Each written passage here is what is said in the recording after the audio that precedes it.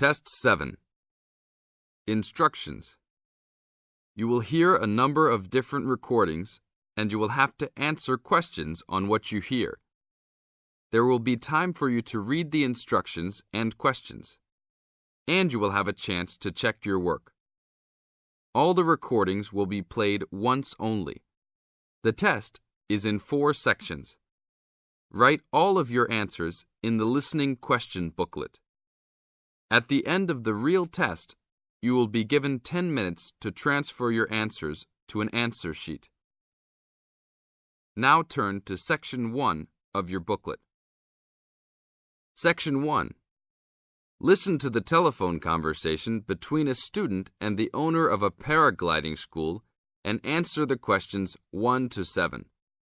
Now you have some time to read questions 1 to 7.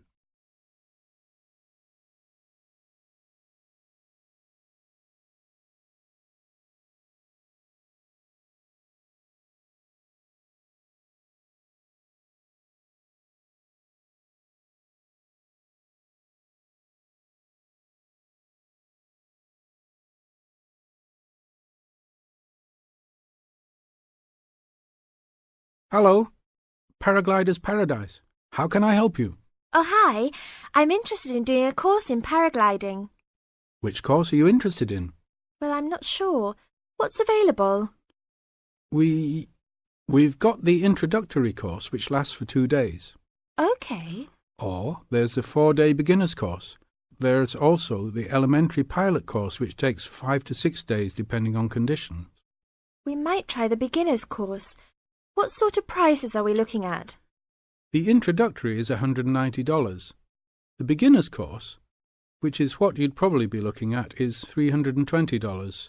No, sorry, $330. It's just gone up.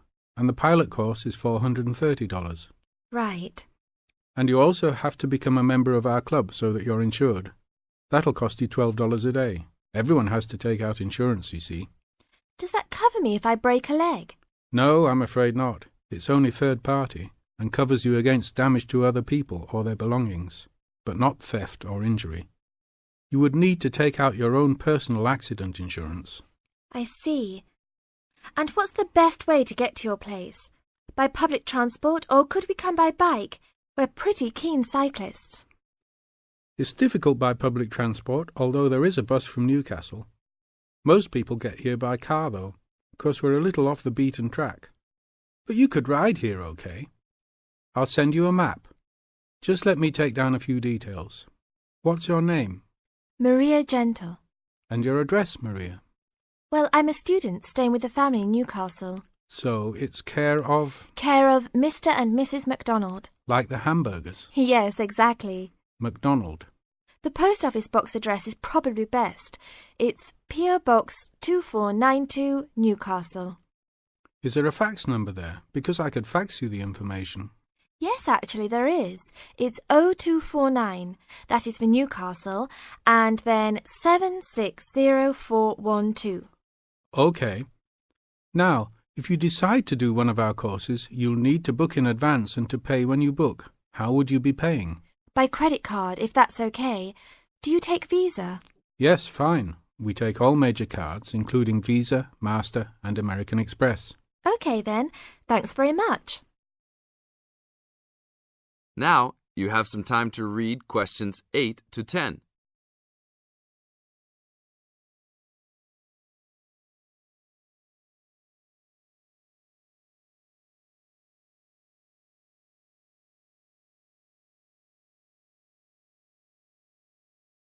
As the conversation continues, answer questions 8 to 10.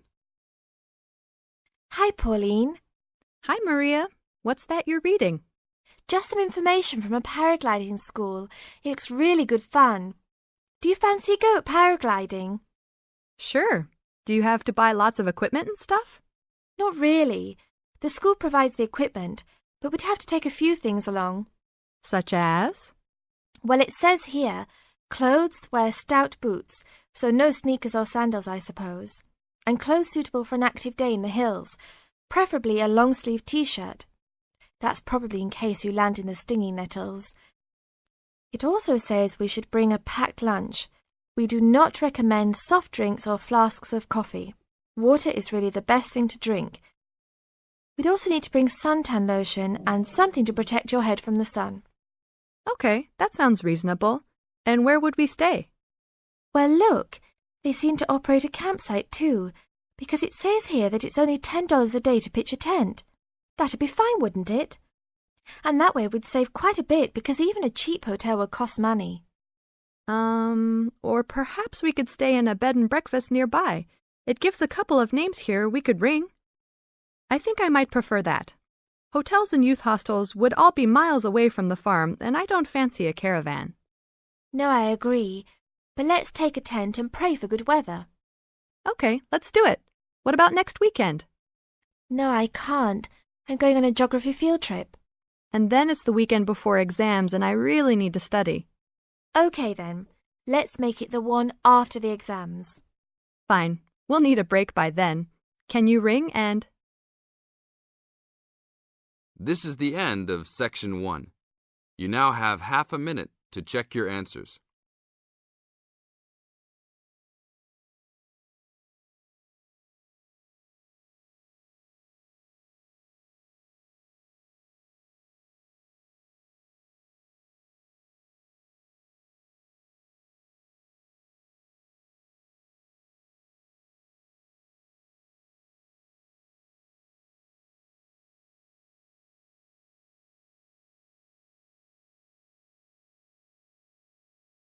Now turn to Section 2. Section 2. You are going to hear an interviewer who is interviewing Alan. He made a great discovery of Mungo National Park. First look at questions 11 to 15.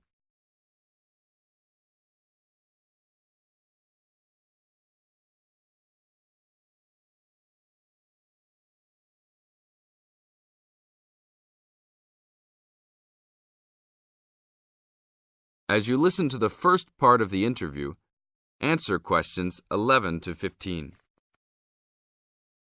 An event occurred in 1996 over a period of 3 days that attracted considerable attention at the time and led to a new find in Mungo National Park, which is the focal point of the Willandra Lakes World Heritage Area in New South Wales, Australia.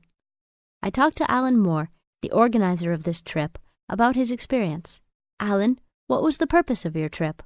Well, as you know, I love the outback and lead tours of people wanting to go into more remote parts of the country. However, I thought it was time for me too to have a holiday.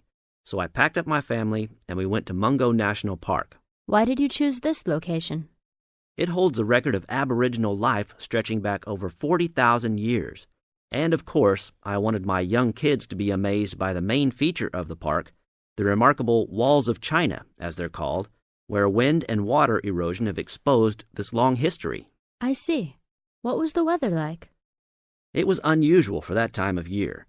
The rain was just one continual downpour after another. We were always soaked to the skin.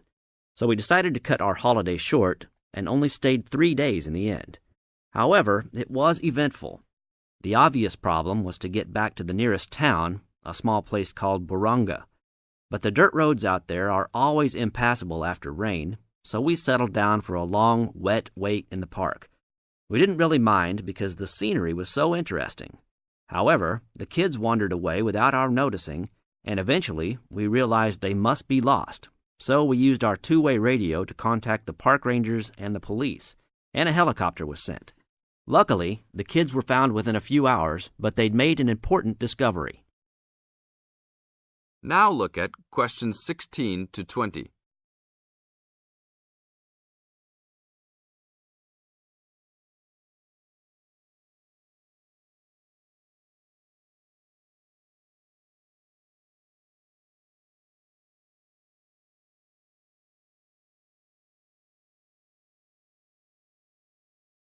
As the talk continues, answer questions 16 to 20.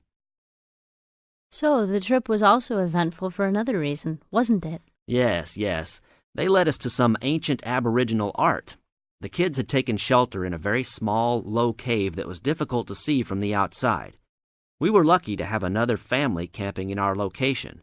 When they heard us calling the kids, they immediately helped us search for them, and as the hours went by, they also provided us with much-needed support and encouragement.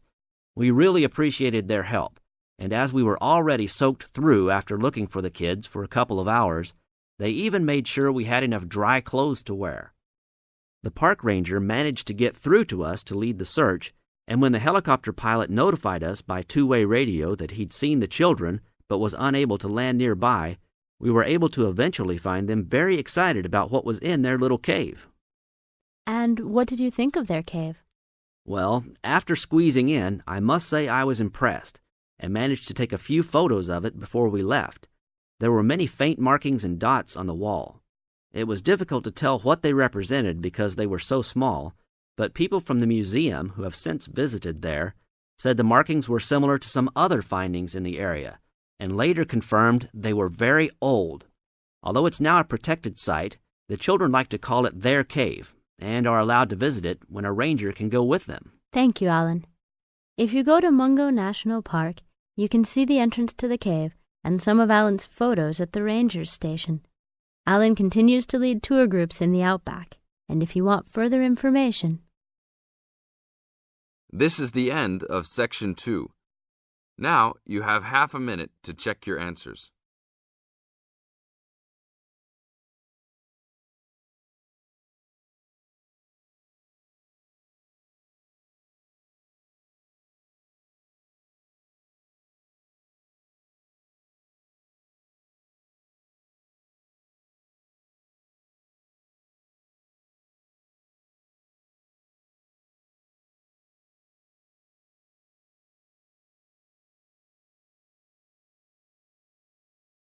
Section 3.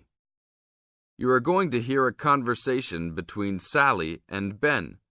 They are new college students. You now have some time to read questions 21 to 25.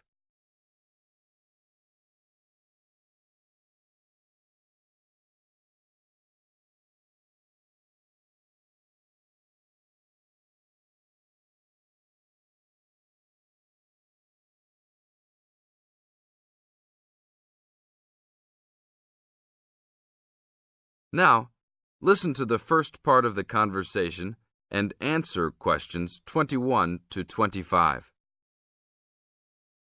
Hi, Ben. Sally. How are you? Fine. I wondered if I'd run into you.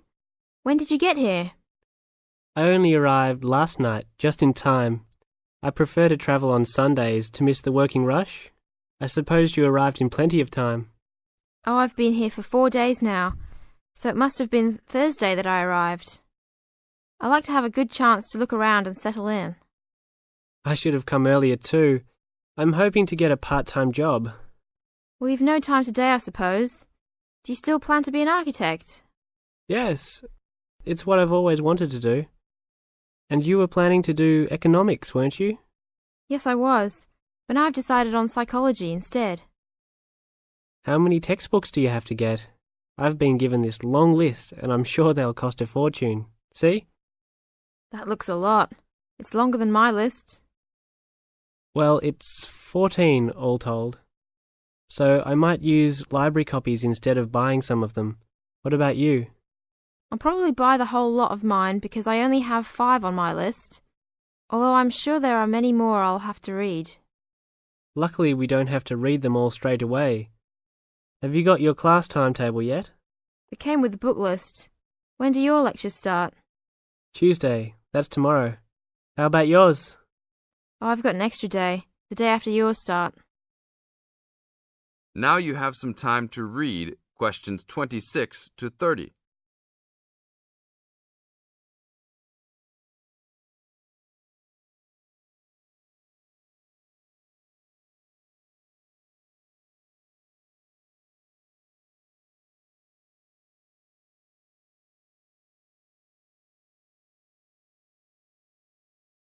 As the conversation continues, they are talking about their new college life. Listen carefully and answer questions 26 to 30. It's nothing like school, is it? Not so far, and the lectures will certainly be different. Do you have any special approach for keeping up with lectures and the amount we have to read? Well, I usually try to read every word in a book, in case I miss something important. So I suppose I'll try to write down every word of the lecture if I can. Oh, I couldn't do that. I'd get cramp in my fingers, and I wouldn't really hear what was being said. I usually skim a book when I read, and underline key parts, so I guess I'll try to make notes on the main points of the lecture. Have you thought of using a cassette recorder? You mean to record the lecture? Yep. Then you could make really good notes. Is it allowed? I think so. It must be. Plenty of people seem to do it. It has to be better than trying to write every word as you listen. Anyway, what's your first lecture about? Oh, it's on the Industrial Revolution. The Industrial Revolution? Sounds boring to me. Not really. It made a big difference to everything, including architecture eventually. So what's your first lecture about? It's about what separates humans from other animals. Okay. Look, I was on my way to the library to check out some of these books on my list. I have a tutorial paper to give in a couple of weeks. Oh, what's the topic? Well, I think our lecturer must have trouble thinking up topics. The topic is, why study architecture? I don't know. It could give you a chance to set out what you want to do. I guess so. Have you been given any tutorials to do yet? Yes. Mine is called Needs for Sleep. Sounds almost as interesting as mine. This is the end of Section 3. You now have half a minute to check your answers.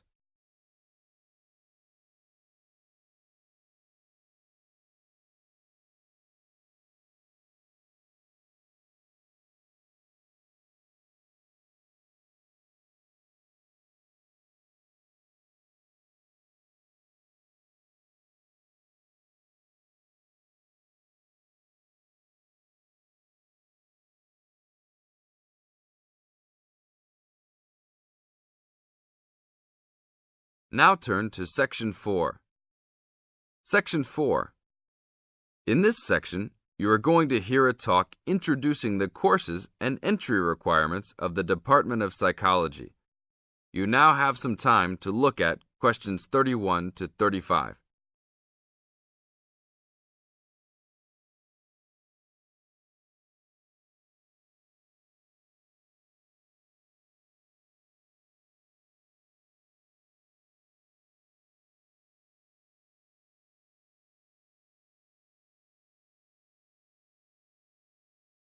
Now listen to the first part of the talk and answer questions 31 to 35.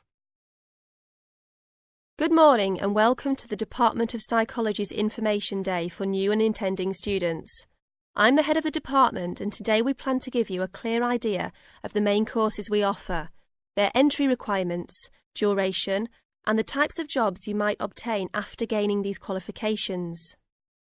During the course of the day, I hope you will take the opportunity to talk to staff and attend information sessions for particular courses that may interest you. Some of these courses are open to school leavers, but some have particular entry requirements, so it is important to note these. Firstly, the Certificate in Psychology is offered as a 6-month course for those wanting a general introduction to the subject for personal or work-related purposes. There are no specific entry requirements.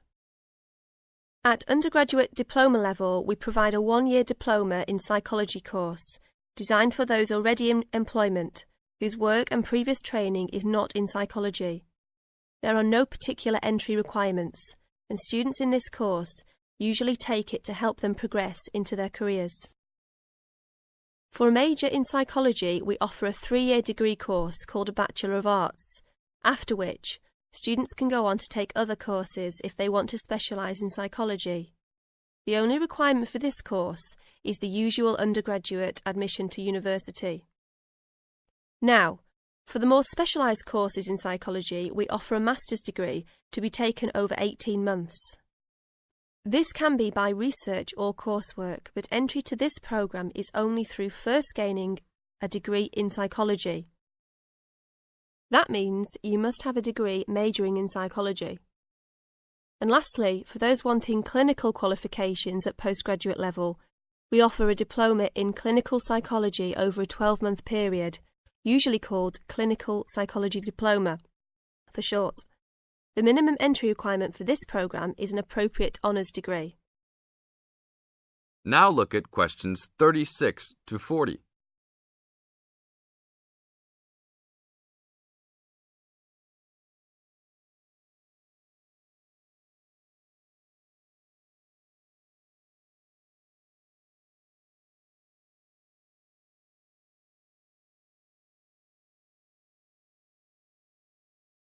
Listen carefully and answer questions 36 to 40. Now, it's also important that you have some understanding of the types of work these courses can prepare you for, and it's useful to know the relationship between the work you might do after you complete the course and the work of others who have studied different courses in psychology. As I said before, the certificate in psychology is for personal interest or possibly for work-related purposes, but doesn't qualify you in any particular way.